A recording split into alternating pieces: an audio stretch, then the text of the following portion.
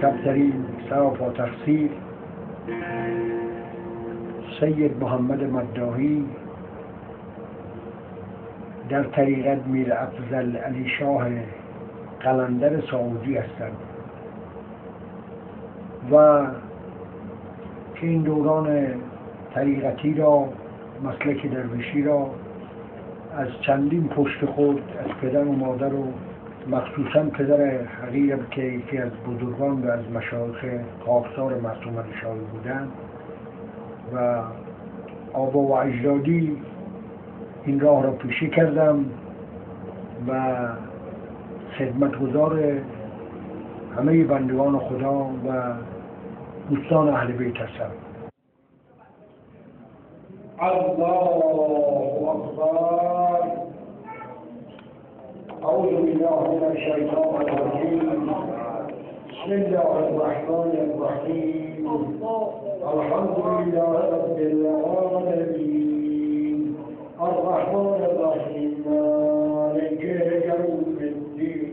از کنم قربون شما اولا خداوند برای هدایت انسان ها 124,000 پیغمبر فرستاده که 5 تای اونها صاحب کتاب هستند، مرسلند. از کنم تورات، انجیل، صحف، زبور، اونها گوینده کلمه طیبه لا اله الا الله توحید هستند و یکی از مطالب اصول دین خود ما و این است که ما نبوت را قبول داریم، امامت هم قبول داریم و وقتی که نبوت را قبول داشتیم باید معتقد باشیم به اون پیغمبر و اگر اونم راه خدا را به صراط مستقیم میره نباید بگیم رده. درویشی یه مسلک دین نیست، یک راهیه. الان در این ایران شما حساب بکنید ما چندین دانشگاه داریم. دلیل نمیشه که دانشگاه فرض بفرمایید امیرکبیر یا دانشگاه پیام نور یا دانشگاه دیگری را یا دانشگاه امام صادق را بگیم اون دانش رفته اونجا این درس خونده قبول نیست، اون رفته اینجا. هدف قرآن جهانیه، علی علیه السلام هم جهانیه. اگر چنانچه هدف خدا باشه و هدف ائمه خدا باشه هیچ اختلافی درویش با درویش نداره. اگر خدایی نکرده اتفاق سلیقه‌ای باشه یا مطلبی باشه که بخوان اینا اون بگه من، اون بگن من، اون بگن من از آن شیطانه. همه انما المؤمنون اخوه، همه بندگان خدا هستند و همه هم از کنم موضوع شما جیره ها و پروردگار هستند. این من و ما در میانه افسانه است، هر که مغرور گشت دیوانه است. همه هدف ها این یکیه. منتش هر کس در زمینی کشت میکنه و هر کس از زمینی بهره برداری میکنه. هدف رفع آتش و رسیدن به خدا. اگر رسیدن به خدا باشه من و ما از بین میره و همه یک تاپرست میشن.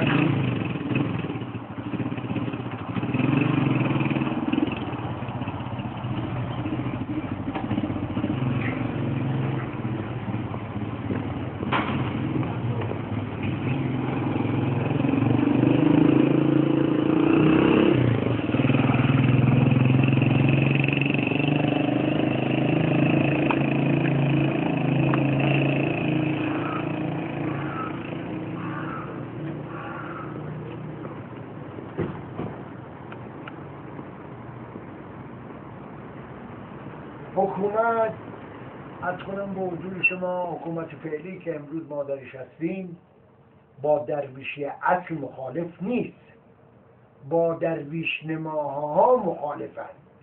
هر کسی یک کلاهی گذاشته سرش به نام تاج، یک رشته‌ای بسته، کفنی بسته، چرسی و بنگی و مطالب و نادرویشی، گله ها از نادرویشیه. ولی اگه درویش باشه حکومت هم چیکارش بکنه؟ تقویتش بکنه. این با حکومت با نادرویش ها مخالفه. و اما علی اللهی ها جواب تلفن بدم در خدمتتون. بله، سلام علیکم آقای هاشمی، همین رسم روزگار. سلام سلام.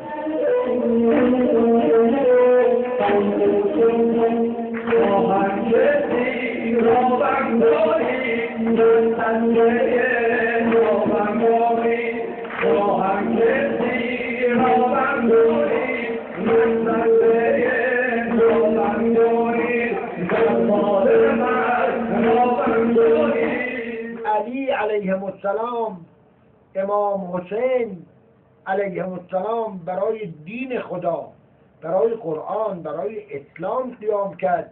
به جان خودش و فرزندانش 72 تا بلکه 180 خورده ای را از کنم به حضور شما به درجه شاهد نائل شدن برای رضای خدا. علی میدانست، ولی میدانست که اگه بیاد تو محراب ابن ملجم مرادی این کار میخواد بکنه و کل شیء احصیناه فی امام مبین، امام به همین چیز بیناد. ولی برای خدا اومد تو محرابم اون برنامه بیاد شد نماز رو برپا بده. همه جای قرآن شما نگاه بکنید میگه و اقیموا الصلاة و آتوا الزکات، نماز رو بخوانید، برپا بدارید و زکات مالتون رو بدید در راه خدا. اون وقت این آقا میگه من نیاز میدم. خب حالا چه میشه این آقا که به عوض نیاز دادن هم نماز بخونه هم نیاز بده؟ کدومش قشنگه؟ این اقیموا الصلاة و آتوا الزکات همون هم نماز بخونه هم زکات بده. علی که نماز نخونه، من علی اللهی بوده، علی نعوذ بالله نعوذ بالله نعوذ بالله شیطانی نبوده، یزیدی نبوده، علی خدایی بوده، روحش با خدا بوده و هدفش خدا بوده و در عبادتاش هم میفرموده الهی ما عبدتک که خوفا من نارک ولا طمعا فی جنتک. به خاطر بهشت جهنم عبادت نمی، خاطر خواهی حضرت حق بوده و خدا. علی هر چی داره، علی بنده خداست. خدا علی میفرماید نزلونی عن الربوبیه، من از درجه نهج البلاغه رو باز کنید بکنید. نزلونی عن الربوبیه، من از درجه خدایی ساقط بکنید، هر چی میخواهید بخوان. اگر مردم سواددار باشن، قرآن خون باشن، نهج البلاغه خون باشن، اهل مطالعه باشن، مگه به تبلیغات از راه بیرون میرن؟ این دلیلی که سواد ندارن و عامن زود تحت تاثیر قرار بگیرن. تمام دنیا الان برگردن بیان بگن که الان روزه، شما یقین دارید که شبه؟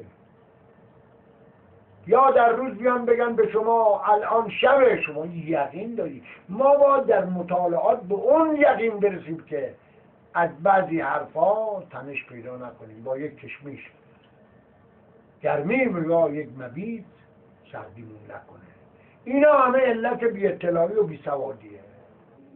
عشق را عاشق دلسوخته بشناخته است که از ازل تا به ابد هستی خود باخته است. عین اول که چو عشقش شده از عین علی، زین سبب بر زبر عرش خدا تاخته است. شین دوم همه شهرت ز شهیدان حق است، چون حسین از بحر حق جان و دلش باخته است.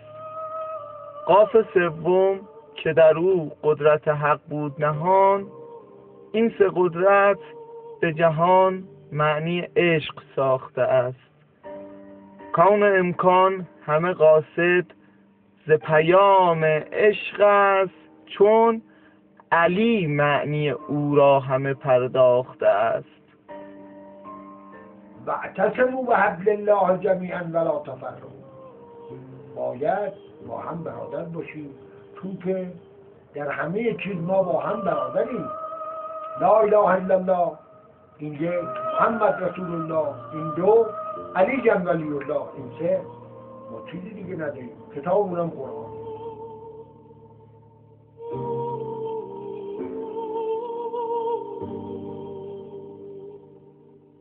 در مسیحیت اونا تو اونا هم درویش داریم، تو اونا هم تصوف داریم، اونا هم هستن، ولی حتما ما هر چیزی رو باید خوبش انتخاب بکنیم، چرا بدش انتخاب بکنیم؟ فرق میگه بین بهشت و جهنم یک قدمه. یک قدم از بهشت دور بشی میری تو جهنم، یک قدم از جهنم دور بشی میری تو بهشت. چرا عاقبت کار رو اندیشه نمی‌کنن؟ چرا کار بعد کسانی که بد را پسندیده اند ندارم ز نیکی چه بد دیدن؟